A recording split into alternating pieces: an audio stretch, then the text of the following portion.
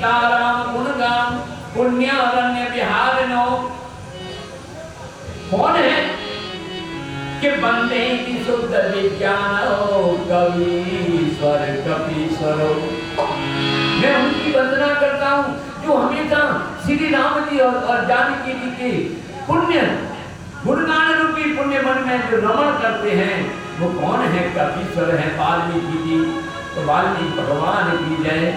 और फिर कपीश्वर यानी वानरों के जो स्वामी है ईश्वर हनुमान जी, ये दोनों भगवान श्री राम जी के गुणगान रूपी वर्णन नित्य रमण करते हैं।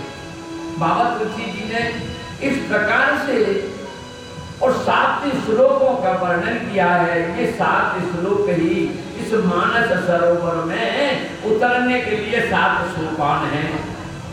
अब 7 सोपान में इस मानस सरोवर में जो सोपान है इसके 4 घाट बनाए हैं बाबा तुलसी जी ने। जैसे सरोवर बनाया तो 4 घाट है। अब एक घाट पे पार्वती और भोलेनाथ को उनका संवाद, ये कथा चल रही है। एक घाट पे काकभूषण जी और गरुड़ जी, काकभूषण जी गरुड़ जी को सुना रहे एक घाट पर बैठ करके, और एक घाट पर याज्ञवल्क्य ऋषि और भरद्वाज ऋषि को कथा सुना रहे हैं। और एक घाट पर बैठकर बाबा तुलसी जी स्वांत सुखाय तुलसी रघुनाथ गाथा, यानी अपने स्वतः सुख के लिए और ये भगवान की कथा का पंचन और स्मरण रसपान कर रहे हैं। अब ये सरोवर जो बनाया गया इसकी अथाह महिमा है कि ये इसमें कैसे और सोपान भी कैसे हैं, मणियों जड़ित सोपान हैं। इसमें जब उतरते हैं ये 7 श्लोक रूपी सीढ़ी जो है इनके माध्यम से स्नान करने के लिए जब इसमें जब उतरा जाता है तो ये सब धीमे धीमे पता चलता है कि ये कैसी सीढ़ियां हैं, मणि लगी हुई है, इसका अथाह वर्णन है। फिर बाबा तुलसी जी ने नदियां भी बनाई है, उनका भी स्नान बताया है। आगे कथा पे चलते हैं तो फिर आगे बाबा तुलसी जी ने सबसे पहले गुरु की वंदना की है। बंदौ गुरु पद पदम पराग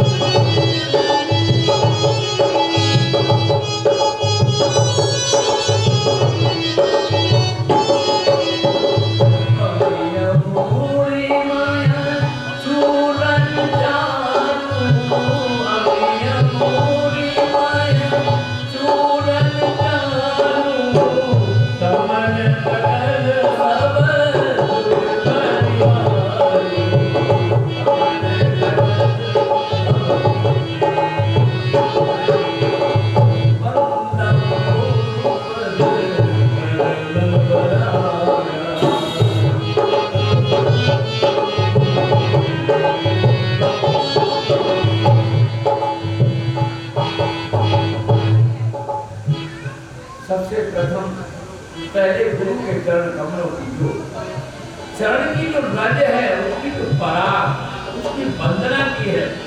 कैसी रुचि के साथ, श्रेष्ठ रुचि के साथ एकदम निर्मल होकर अपने आप को जहाँ कथा में निर्मल होकर बैठे, यानी खाली स्वच्छ, तो वहाँ पात्र खाली हो जाता है। और तब इसका रस जैसे चरण कमलों का जो फूल होता है जो रस है पराग पराग अथवा सुगंधी, वो वहाँ स्थान देने लगती है। तो बड़े प्रेम के साथ मैं उस वंदना करता हूँ। बाबा तुलसी जी का कहना है, क्यों कि अमी अमूर्यमय चूरन चारू, अमी यानी अमृत, मूर्यमय औषधि, ये अमृत रूपी औषधि है। चारू यानी सुंदर, अत्यंत ही सुंदर अमृत रूपी औषधि है। इसलिए मैं वंदना करता हूँ, क्योंकि समन सकल भावरुद्ध परिवारों, ये संपूर्ण जन्म मृत्यु रूपी परिवार के जो लोग हैं, उनमें से उनका सबका समाप्त करती है। ये उस भाव से वंदना की है। और दोबारा दूसरे भाव से वंदना की है बाबा तुलसी जी ने। इसको जो रज है उसको अंजन बनाया है, और अंजन जो नेत्र में लगाते हैं तो फिर ये नेत्र ऐसे उज्जवल हो जाते हैं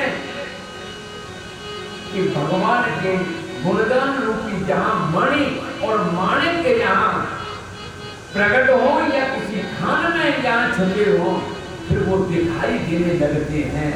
और जब दिखाई देने लगे तो फिर आप जानते हैं कि क्या होता है। तो गुरु पद रज मधु मंजुल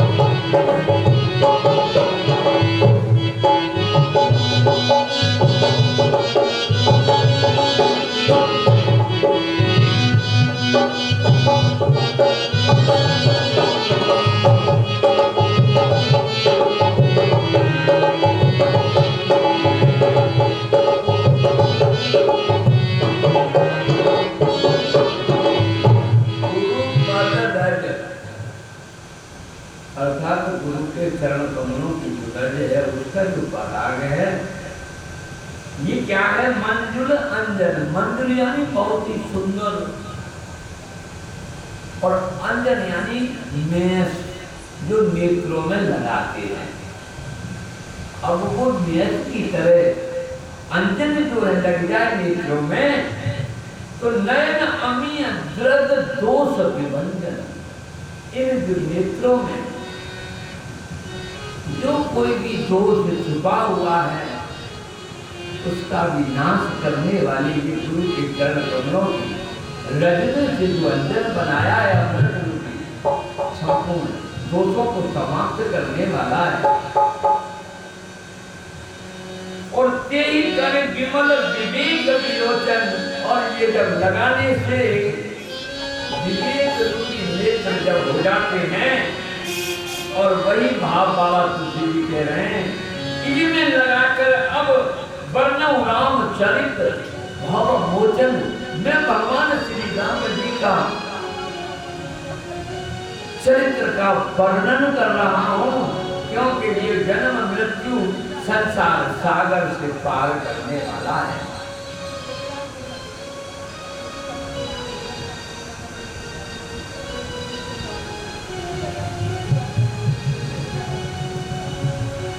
बाबा तुलसी जी ने संत की वंदना की, ब्राह्मणों की वंदना की है, और खल यानी दुष्टों की वंदना की है, पशु पक्षी की वंदना की है। बहुत विस्तार से वंदना सबकी की है, बड़े प्रेम से की है, बहुत ही वर्णन किया है। लेकिन बाबा तुलसी कहते हैं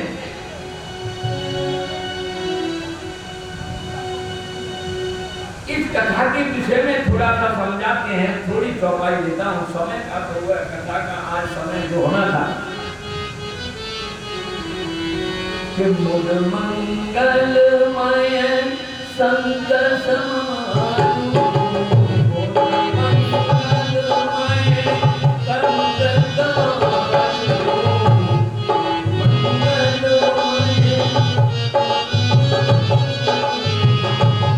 मंगलमय जो जग गंगा तीरथ राजू, जो जग गंगा तीरथ राजू, राम भगति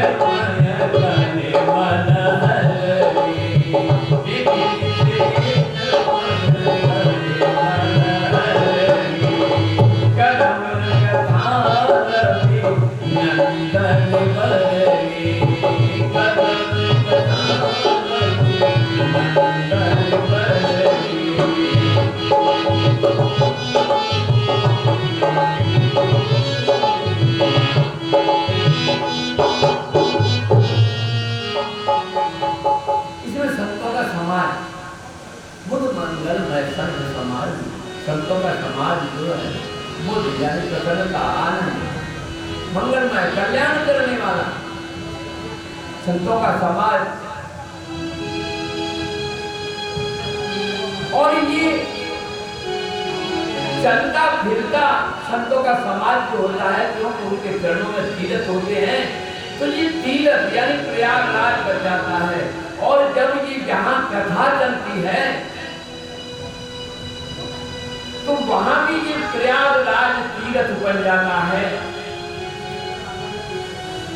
क्योंकि राम भगत की जहां सुर सरी धारा, जहां भगवान की राम जी की कथा चलती है, वहीं अविरल ये गंगा जी की भागीरथी यानी धारा बहने लगती है।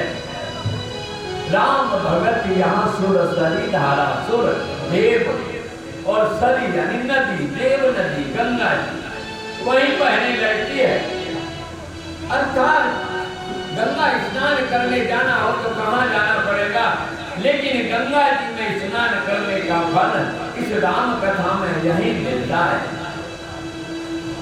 राम भगत जहाँ सुर धारा और सरसई ब्रह्म विचार प्रचार। सरसई कहते हैं यमुना जी को। अब सरसई ये यमुना जी है, और यमुना जी क्या करती है कि ब्रह्मा जी के विचारों का प्रचार करती हैं। और कैसे करती हैं कि विध निषेधमय कलिमल हरनी, विध निषेधमय। अब विध निषेधमय समझ में बात जब आएगी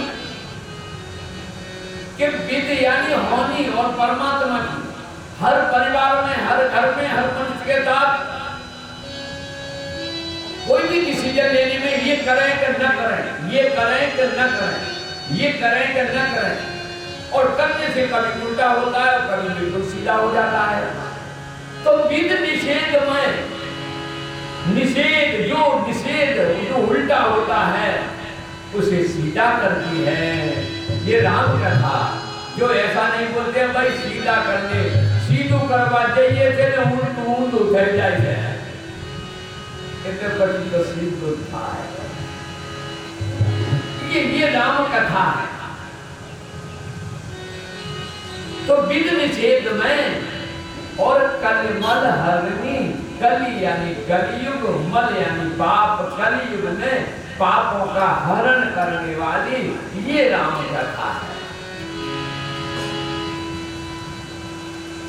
कर्म कथा रवि नंदन वर्णी। अब रवि नंदनी, रवि यानी सूर्य, नंदनी यानी पुत्री, और ये भी जमुना की है। कर्म कथा जो मनुष्य के साथ जो हमारे कर्म बनते हैं उल्टे और सीधे, उल्टे और सीधे, तो ये जमुना मैया जो है ये कृपा करती हैं और फिर सीधे रास्ते पर और सीधे काम होने लगते हैं। अब ये कथा अथा है, बार बार समझाया तुलसी जी ने कि जो इस कथा में बैठते हैं, इस गंगा जी में स्नान करते हैं, इस प्रयागराज में बैठते हैं, इसमें पूरा संपूर्ण वर्णन है प्रयागराज का। शुभारंभ में कर दिया बाबा तुलसी जी ने कि जो प्रयागराज में अक्षय वट है, भरद्वाज जी का आश्रम है, तो इस प्रकार से है यहाँ बट विश्वास, बट विश्वास अचल निज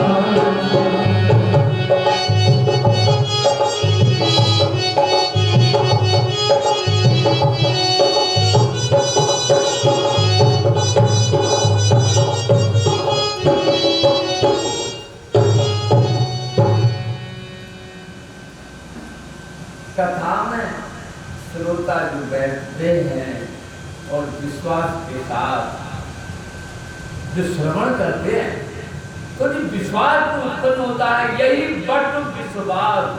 जो प्रयागराज पर तीर्थराज प्रयागराज पर जो बड़ का जो वृक्ष है आज भी उसे अक्षय वट कहते हैं, वही इस कथा में जो विश्वास उत्पन्न होता है वही अक्षय वट हो जाता है। बट विश्वास और अचल निज धर्म, जो फिर अपने धर्म से भी डिगते नहीं है, क्योंकि दृढ़ अचल हो जाते हैं। बस यही तीर्थराज यानी तीर्थों का राजा कौन?